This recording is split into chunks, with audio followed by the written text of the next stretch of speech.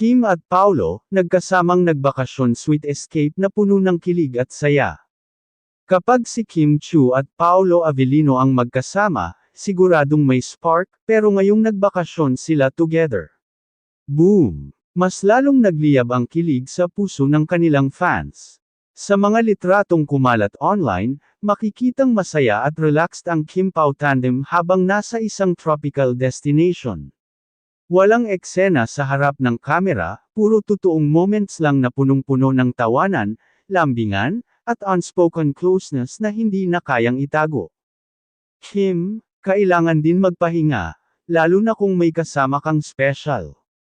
Isang IG story ni Kim ang nag-trending, kung saan pinakita niya ang sunset view habang nakaakbay si Paolo. Simpleng caption lang ang nakalagay. Mas mahigit, perfect moment.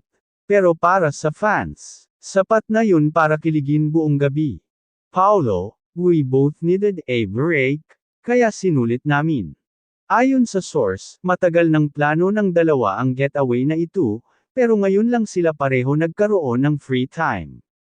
Hindi man sila nag-post ng sabay, obvious na iisa ang lokasyon, iisa ang vibe, at iisa ang rason, mas makilala pa ang isa't isa, off-cam.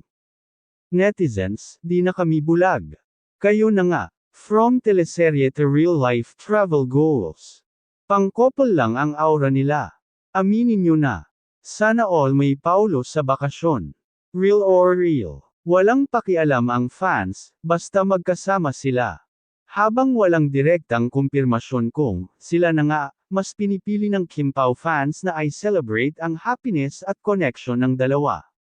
Kasi minsan, hindi na kailangan ng label, yung mga mata, yung ngiti, yung samahan, nagsasalita na. For more kilig updates, behind-the-scenes stories, at exclusive Kim Pao adventures, don't forget to like, share, and subscribe to Celebrity Hub.